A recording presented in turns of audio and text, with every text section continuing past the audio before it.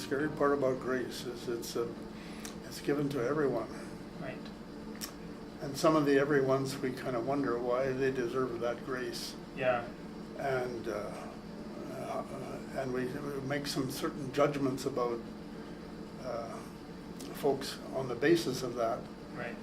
And so we do have our struggles with to whom should we be talking and how much would they be allowed to talk and all that. But I think if we're willing to venture with God, if God is always coming down, and you know, I often thought in the Sunday morning when I get up and have a little prayer before the sermon, the first thought was to say, come Holy Spirit and help me.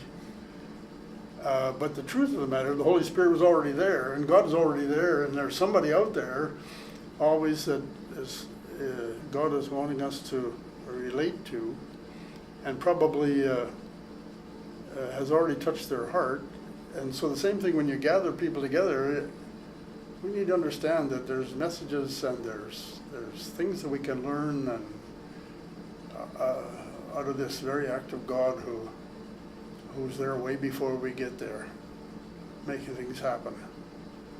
And one of our pastors that I really appreciate his ministry is Pastor Brian Keffer in Fort Francis. He has made a very significant effort to pull together the people of any background and every background to feel free to come and get together and talk about matters of faith and life. It's just wide open.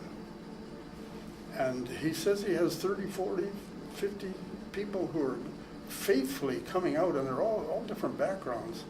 And they just dive into the topics of faith and life from very different perspectives. And he says he's totally enamored by the way in which people are connecting. And they're going beyond boundaries that normally we put up in that case. And so he's become Mr. Community Pastor. Yeah. Because of it.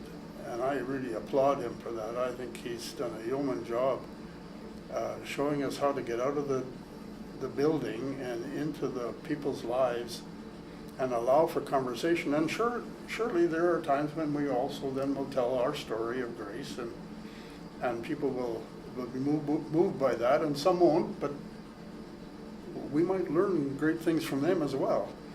Absolutely. But we don't need to be too controlling, I think, on those conversations. They're needed in this pluralistic world we're in.